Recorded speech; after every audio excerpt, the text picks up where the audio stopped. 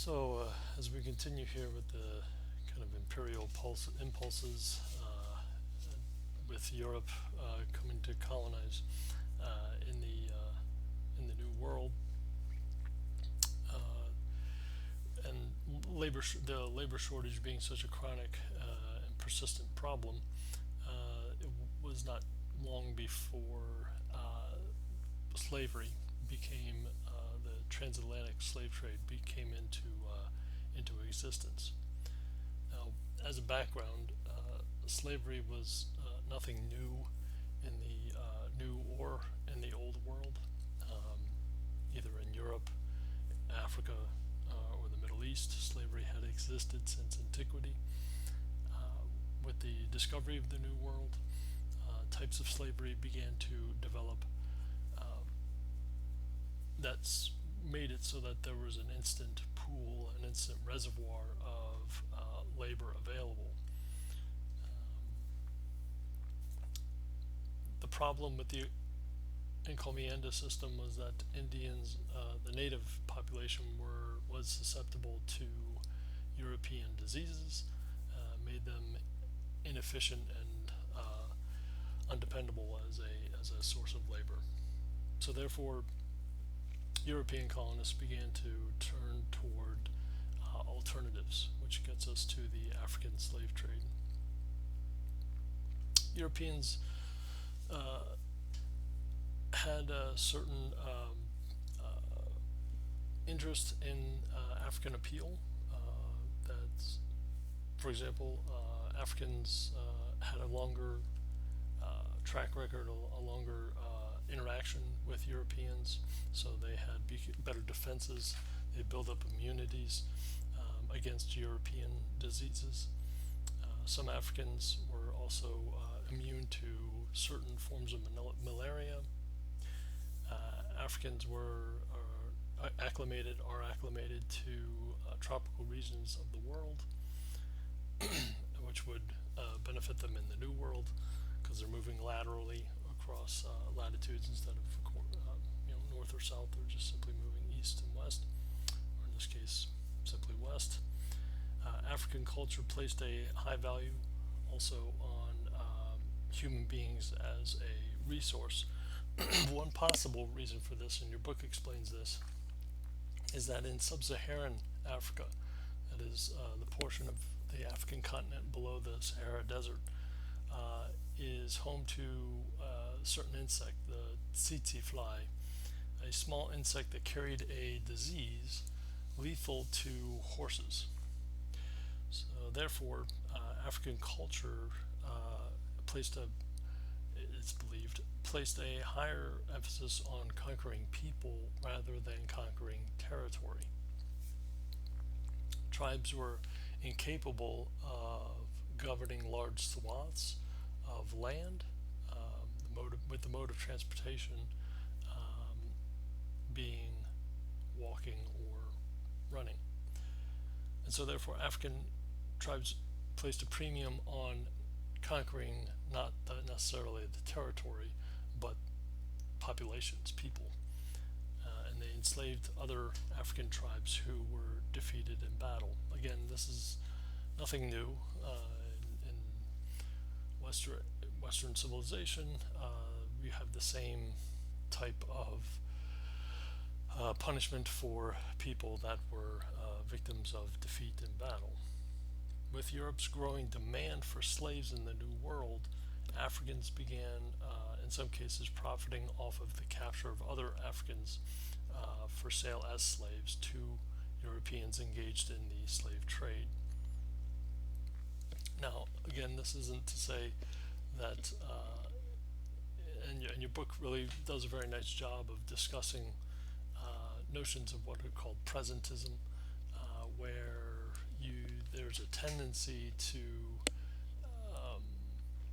view historical events, historical concepts in present day terms,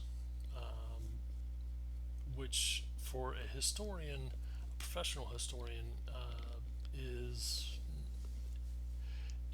more objective to remain present or aware of that potential condition. So that which has its certain pitfalls. It can interfere with the study of subjects such as slavery or other concepts that are not necessarily are disdained in the present day. So that's important to kind of keep in mind as we move forward with the study of the institution of slavery itself. And with that also comes the establishment, especially as the imperial kind of competition ramps up between the various European powers. You're going to see the adoption of what's known as a mercantilist policy. Now, mercantilism, defined, is when governments heavily regulate trade and commerce to increase a particular nation's wealth. Governing officials throughout Europe believed that the world held a fixed amount of natural resources, and that national strength was dependent upon acquiring as many different sources of those of the natural resources as possible to defend itself in world affairs. And this is kind of plays into a zero-sum kind of worldview that one nation's strength came at the expense of another nation's weakness. So, if, say, in this case, Portugal and Spain had an early lead in colonizing or opening up and establishing contact with various parts of the world, well, this came to the detriment of England, the Dutch Netherlands, and major powers like France. So very soon afterward, it's going to kind of propel a need for these other powers to get into to establish their own contacts, establish their own trade connections and trade routes, and secure those rights of passage as they saw it for their own interests. In the colonial homeland relationship, colonies were subservient to the home country. Trade was limited to shipping goods from the colonies to their particular country and to no one else. This helped to initiate and contribute to the overall success of national monopolies. Think Neil Ferguson's Ascent to Money episode, talking about the establishment of the East India Trading Company. Initially, he focuses heavily on the Dutch East India Trading Company. It was the first, but there would also be the English East India Trade Company. So there would take very many different kind of expressions of that private entrepreneurship and dominance. So, in return, the home country provided security and political order to the colonists and to the colonies under their domain. In all respects, the colonies are seen as the inferior, as the subservient in this homeland colonial relationship. It somewhat parallels, you might say, the servant-master relationship that was established in a slave-like type of social structure, except this is on a massive kind of a different scale, let's say, that it is less personalized and just more kind of a systemic reality. The New World held an abundance of resources, that is, endless acres of timber for shipbuilding, food, potential arable land for growing and harvesting crops, rich mineral resources, and precious metals. Now, you're again turning to Niall Ferguson when he's talking about the mountain of silver in what is today South America. He, and how many ounces, I think it was like 2 billion ounces of silver were extracted over a 200-year period, I believe. That influx, that amount of wealth flowing into the monetary system in Europe had massive reverberations felt throughout Europe itself. First and foremost, if there's more money in supply, and you could say we're experiencing this now, if there's more money in supply, it's not going to take long before producers, before businesses realize that their goods are going to become more scarce because people can buy more of their product. To compensate for that, they raise prices, which leads to inflation. So the massive importation of gold and silver led to as much as a 400% inflation in Europe within the decades following Spanish settlement in the New World. And that was the case. That was a monetary effect that was felt across Europe, not just in Spain.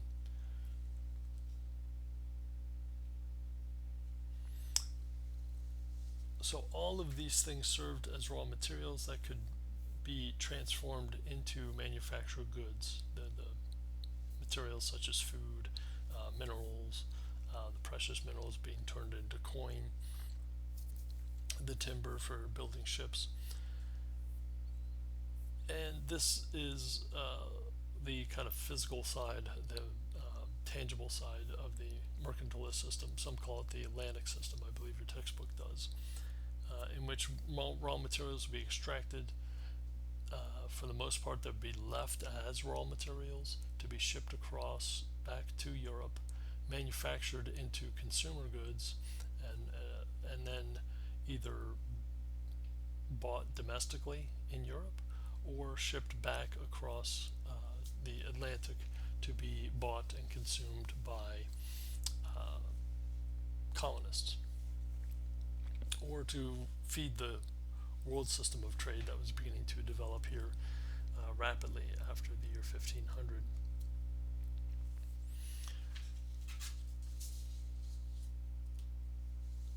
This would bolster the economies and the manufacturing base within Europe, as you might expect. It's also going to impoverish and lead to systemic poverty in the colonies.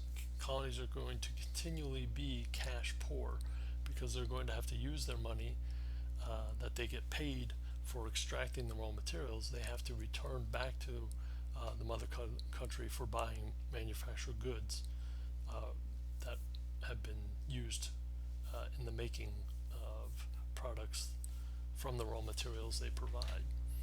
So the money flows out of Europe only to return back to Europe.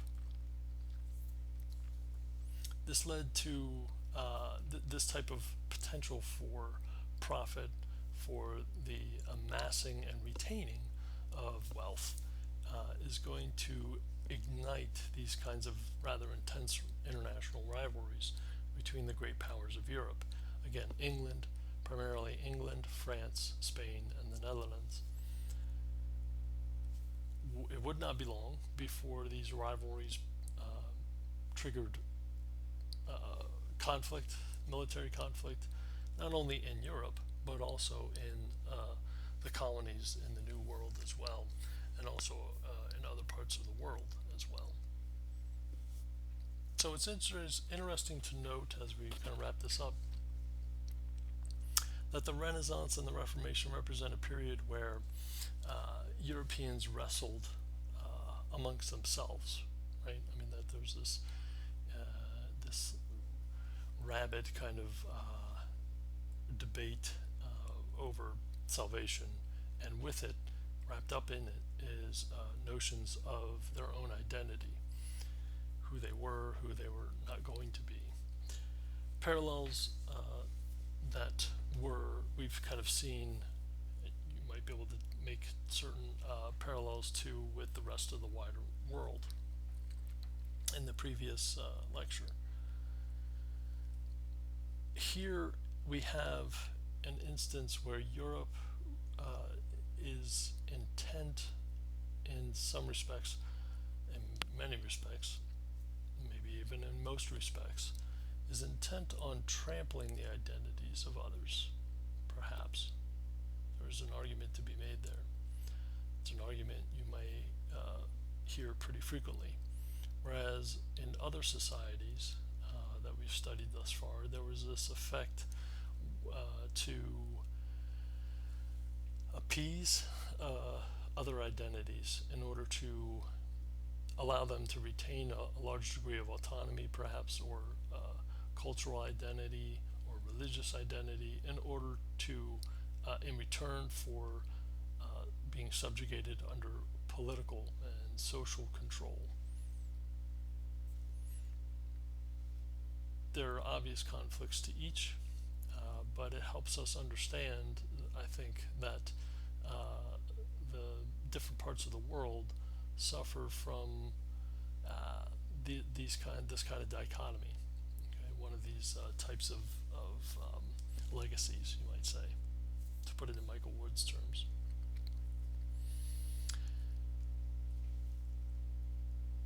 This trampling of identities, this wrestling with identities, or trying to retain identities, would obviously result in new calamities and initiate new calamities on their own. One of the clearest of these is this mercantilist system just discussed, that you are essentially making tremendous sacrifices if you're on the colonial end of things to support and guarantee the success of your particular homeland in Europe. This meant that Europeans would associate amongst themselves differently based on the interests of the state.